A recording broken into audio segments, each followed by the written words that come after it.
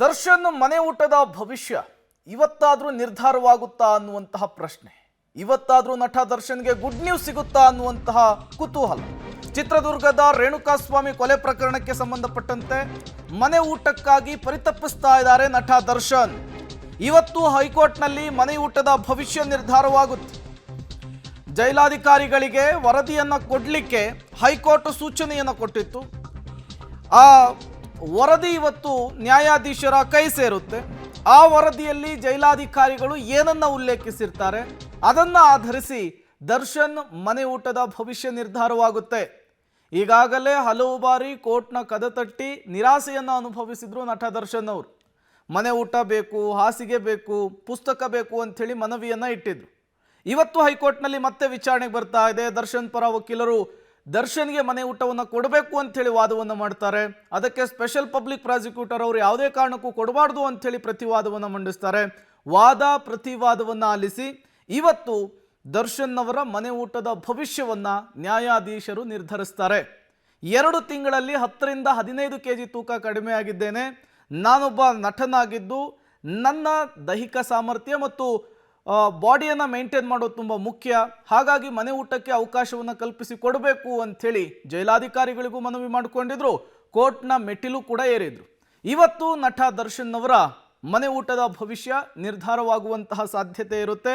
Court ನಟ ದರ್ಶನ್ಗೆ, ಕೊಲೆ ಪ್ರಕರಣದ ಆರೋಪಿ ದರ್ಶನ್ಗೆ ಗುಡ್ ನ್ಯೂಸ್ ಅನ್ನು ಕೊಡುತ್ತಾ ಮತ್ತೊಮ್ಮೆ ಸ್ಯಾಡ್ ನ್ಯೂಸ್ ಕೊಡುತ್ತಾ ಅನ್ನೋದು ಈಗಿರುವಂತಹ ಪ್ರಶ್ನೆ.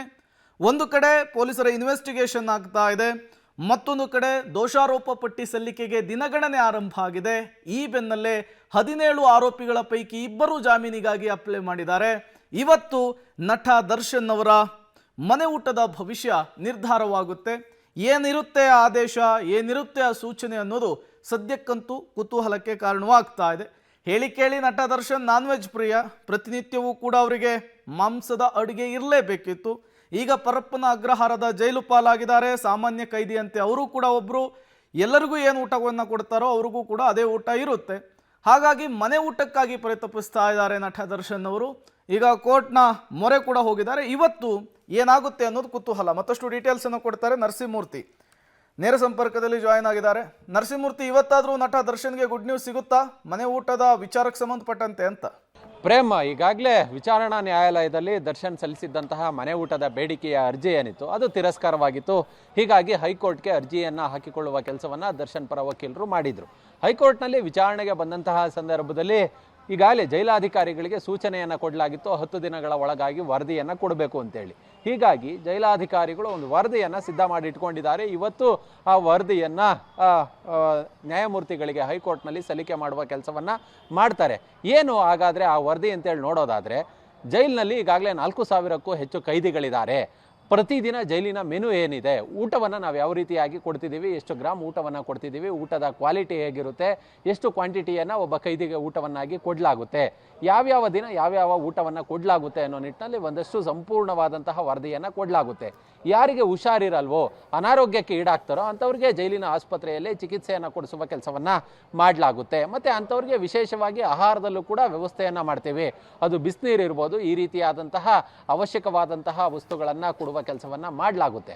ಆದರೆ ಏಕಾಏಕಿ ದರ್ಶನ್ ನಟ ಅನ್ನೋ ಕಾರಣಕ್ಕೆ ಒಬ್ಬರಿಗೆ ಮನೆ ಊಟಕ್ಕೆ ಅವಕಾಶವನ್ನು ಮಾಡಿಕೊಟ್ಟಂತಹ ಪಕ್ಷದಲ್ಲಿ ಬೇರೆ ಬೇರೆಯವರು ಕೂಡ ಅರ್ಜಿಯನ್ನು ಸಲ್ಲಿಕೆ ಮಾಡ್ತಾರೆ. ಬೇರೆ ಬೇರೆಯವ್ರಿಗೂ ಕೂಡ ಕೊಡೋದಕ್ಕೆ ಅವಕಾಶ ಬರೋದಿಲ್ಲ.